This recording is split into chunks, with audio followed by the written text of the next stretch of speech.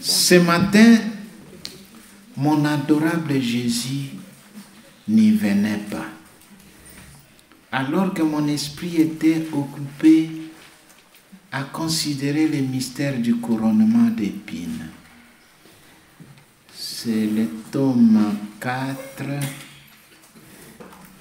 9 septembre 1901. Tome 4, 9 septembre 1901.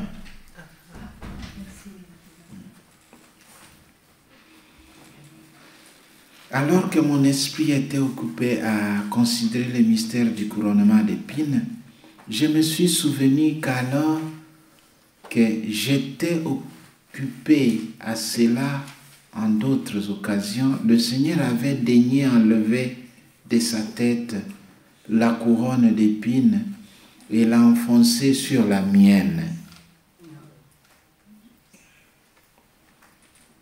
Et alors j'ai dit à mon intérieur, « Ah Seigneur, je ne suis plus digne de souffrir tes épines. » Et lorsque juste brièvement, il est venu tout à l'improviste, il m'a dit, « Ma fille, quand tu souffres de mes propres épines, tu me soulages.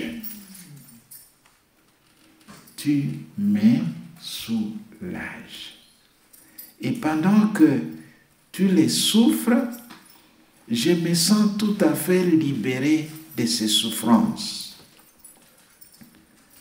Quand tu t'humilies et que tu te crois indigne de les souffrir, alors tu me fais réparation pour tous les péchés d'orgueil qui se commettent dans le monde.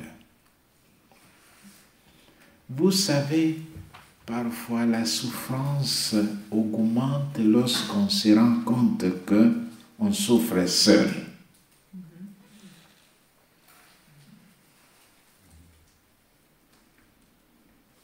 La solitude peut aggraver la souffrance et la douleur.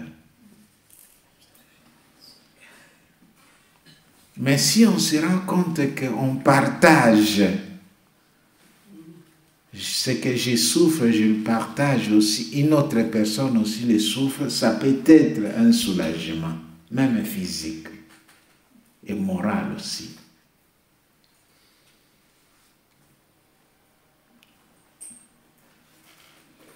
Et c'est ça, quand nous voyons aussi dans la souffrance sociale, parfois nous souffrons parce que nous voyons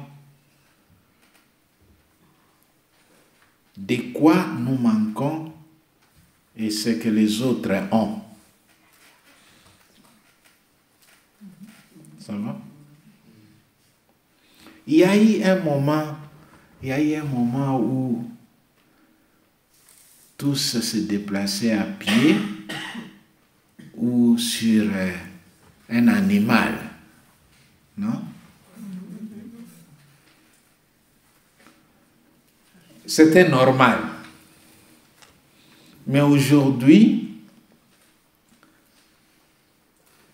aller à pied à Namur, ça devient comme une souffrance.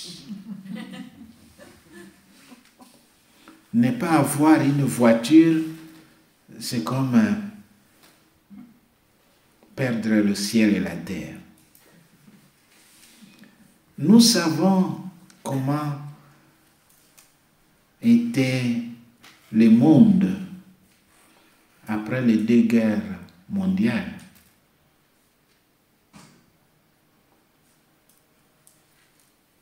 Ceux qui avaient des téléphones, c'était des téléphones fixes. Et c'était ce même téléphone pour toute la famille, ou même pour tous les villages. Mais aujourd'hui, manquer son portable, ça paraît comme une souffrance. Ça paraît comme une souffrance. un certain moment, une famille n'avait qu'un vélo. Mais aujourd'hui, on peut voir dans le parking 3, 4 voitures d'une même famille.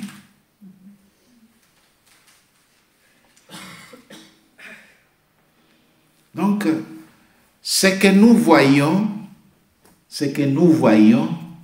peut provoquer en nous aussi cette souffrance que j'ai appelée souffrance synthétique, et c'est vrai.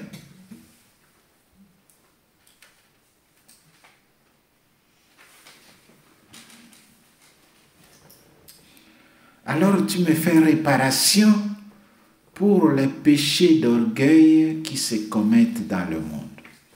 Et j'ai ajouté, ah Seigneur, pour toutes les gouttes que tu as versées, pour toutes les épines dont tu as souffert, pour toutes les blessures, j'ai l'intention de vous donner autant de gloire que celle que devaient te donner toutes les créatures si le péché d'orgueil n'existait pas. Et j'ai l'intention de vous demander pour toutes les créatures toutes les grâces nécessaires pour faire que ces péchés soient détruits.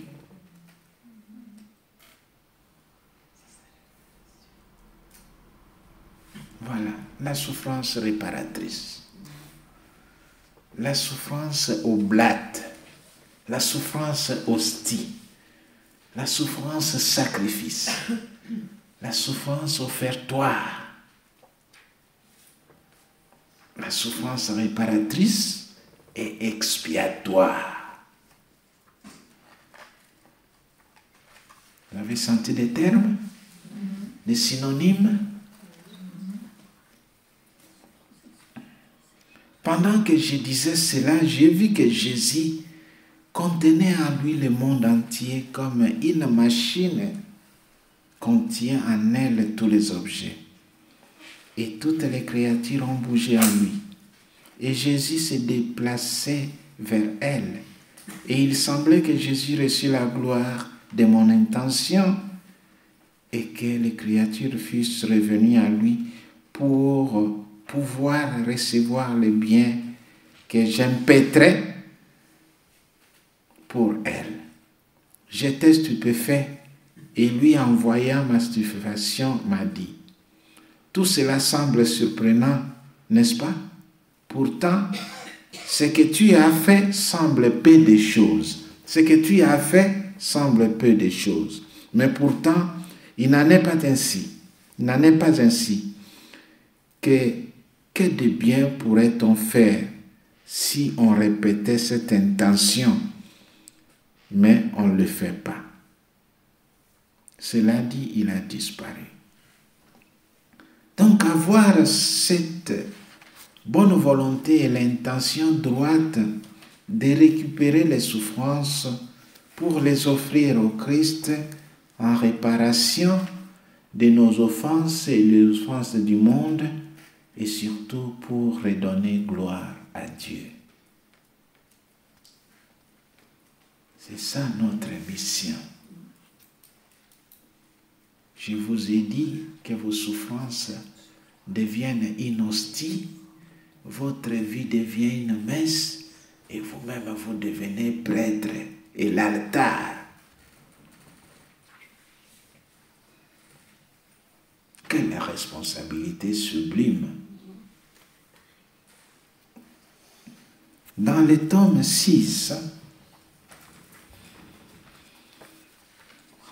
tome 6, 23 novembre 1903, tome 6, 23 novembre 1903, je me sentais impressionné intérieurement par ce que j'avais écrit ci-dessus, comme si cela n'était pas conforme à la vérité. Ainsi, aussitôt que je vis Jésus béni, je lui ai dit, Seigneur, ce que j'écris n'est pas correct. Comment se fait-il que tout cela peut exister par la simple souffrance? Par la simple souffrance. Et lui, ma fille, ne sois pas étonné, parce qu'il n'existe aucune autre beauté qui puisse égaler la souffrance pour l'amour de Dieu seul. Il n'existe aucune autre beauté qui puisse égaler la souffrance pour l'amour de Dieu seul. Donc notre souffrance, c'est aussi une beauté. Et c'est la beauté au plus haut niveau.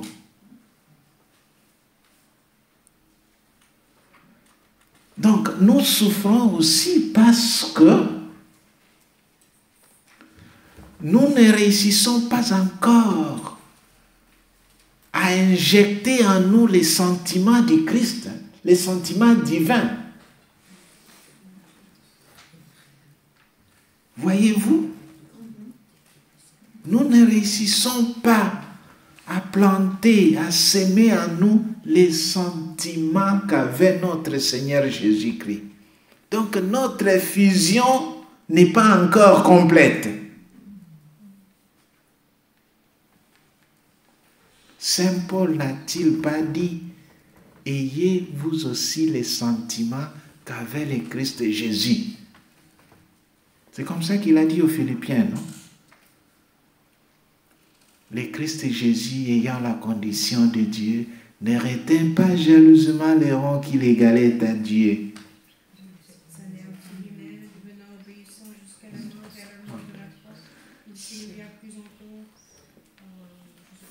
Devenu semblable aux hommes, reconnu homme à son aspect, il s'est abaissé. Devenant obéissant jusqu'à la mort et la mort de la croix. C'est pourquoi Dieu l'a exalté. Il l'a doté du nom qui est au-dessus de tout nom. Afin qu'au nom de Jésus, tout genou fléchisse au ciel.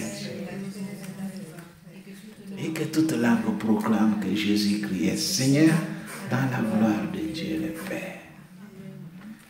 C'était l'hymne des premiers chrétiens.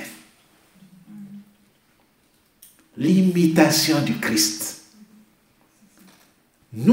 Nous souffrons aussi parce à cause de cela, nous ne réussissons pas à faire une vraie fusion avec le Christ.